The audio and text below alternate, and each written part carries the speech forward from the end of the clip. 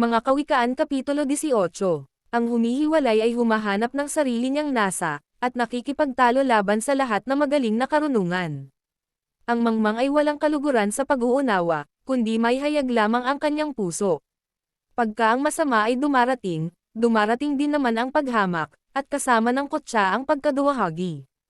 Ang mga salita ng bibig ng tao ay parang malalim na tubig, ang bukal ng karunungan ay parang umaagos na batis. Igalang ang pagkatao ng masama ay hindi mabuti, niiligaman ang matuwid sa kahatulan. Ang mga labi ng mangmang ay nanasok sa pagkakaalit, at tinatawag ng kanyang bibig ang mga hampas. Ang bibig ng mangmang ay kanyang kapahamakan, at ang kanyang mga labi ay silo ng kanyang kaluluwa. Ang mga salita ng mga mapaghatid dumapit ay parang mga masarap na subo, at nagsisibabo sa pinakaloob ng tiyan. Siya mang walang bahala sa kanyang gawain ay kapatid siya ng maninira. Ang pangalan ng Panginoon ay matibay na muog, tinatakbuhan ng matuwid at naliligtas. Ang yaman ng mayamang tao ay ang kanyang matibay na bayan, at gaya ng matayog na kuta sa kanyang sariling isip.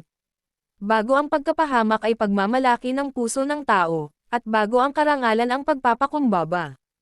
Ang sumasagot bago makinig, ay kamangmangan at kahihiyan sa kanya. Aalalayan ng diwa ng tao ang kanyang sakit, ngunit ang bagbag na diwa sinong nakapagdadala. Ang puso ng mabait ay nagtatamo ng kaalaman, at ang pakinig ng pantas ay humahanap ng kaalaman. Ang kaloob ng tao ay nagbubukas ng daan sa kanya, at dinadala siya sa harap ng mga dakilang tao. Ang nakikipaglaban ng kanyang usap na una ay tila ganap, ngunit dumarating ang kanyang kapwa at sinisiyasat siya.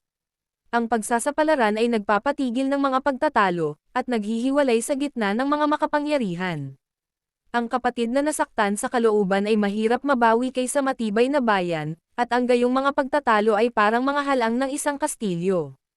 Ang tiyan ng tao ay mabubusog ng bunga ng kanyang bibig, sa bunga ng kanyang mga labi ay masisiyahan siya. Kamatayan at buhay ay nasa kapangyarihan ng dila, at ang nagsisiibig sa kanya ay magsisikain ng kanyang bunga. Sino mang lalaking nakakasumpong ng asawa ay nakasumpong ng mabuting bagay, at nagtatamo ng linggap ng Panginoon. Ang dukha ay gumagamit ng mga pamanhik, ngunit ang mayaman ay sumasagot na may kagilasan. Ang nagpaparami ng mga kaibigan ay sa kanyang sariling kapahamakan, ngunit may kaibigan na mahigit kaysa isang kapatid.